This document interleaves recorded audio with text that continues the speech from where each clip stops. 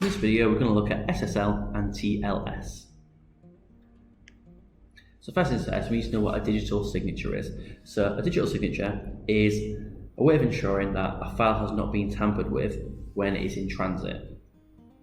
So essentially, you have a signer, which you get your data, there's an algorithm that hashes it, which in turn encrypts it, and it has like a digital signature saying that this file is okay. And then it goes over the network, and then when it's received by the verifier, it then gets checked to make sure that the hash values are equal.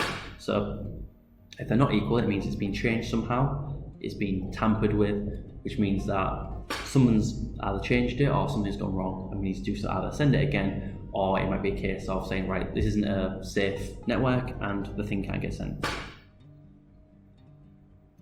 A digital certificate is a file that's created by a third party called a certification authority.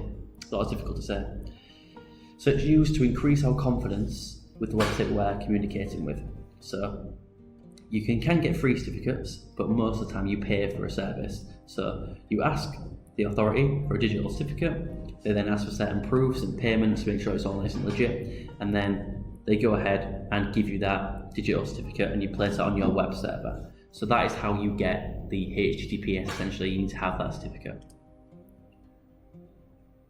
So you have your identification information, a public key, and the authority that you use with its name. It then all gets locked up, and then they give you back the digital signature, then you get your certificate. It's like a little circle process, a little cycle you got to go through. So a secure socket layer, or SSL, is a protocol, so a set of rules that is utilized by HTTPS. So it encrypts the internet traffic, so it cannot be read if it's been intercepted. And this uses a combination of asymmetric and symmetric encryption. So there's a thing called an SSL handshake. So first things first, the computer you're on, the client, requests a session that's SSL, then send the certificate and the public key. It then gets sent to the server, and then it gets encrypted with the symmetric session key, and you can go ahead and do whatever it is you're doing, shopping online or whatever. Now, the next thing is a secure socket layer record. So it's the SSL record protocol. So once the handshake is completed, that we saw on the previous slide, and the keys have been exchanged, this new protocol then takes over. So it's responsible for splitting the data up and encrypting it, as well as adding the extra integrity information called an MAC, or a message authentication code, which is based on the symmetric key. So we use this SSL protocol when we're using credit card transactions, sending sensitive data, transferring files over HTTPS and FTP services. So when you want to upload a new web page to your website, you might use FTP, so the file transfer protocol, to send the files across. You don't want someone to accidentally change that or purposely change that. When you're using web-based emails, cloud-based storage on your intranets and extranets, and using VPNs, you want it to be nice and secure and safe. Now, TLS, or Transport Layer Security, is the new version of SSL, which is very, very similar.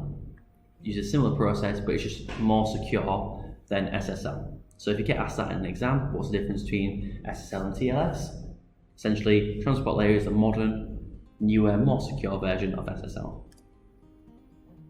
So a quick exam question. So what is a protocol, and how do protocols help protect data? 2 marks, so it should take about 2 or 3 minutes. Pause the video and answers will come shortly.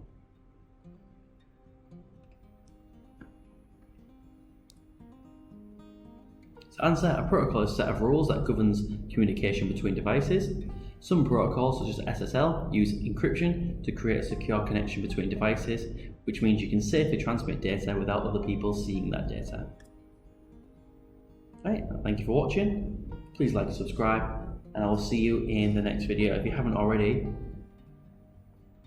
from today's video, there should be every single part of the specification for iGCSE Computer Science with Cambridge. So go back to the beginning of the playlist, watch every single video, and you should have everything for the theory side, and very shortly there'll be all the things for the practical side as well. Please keep watching, and I will see you soon.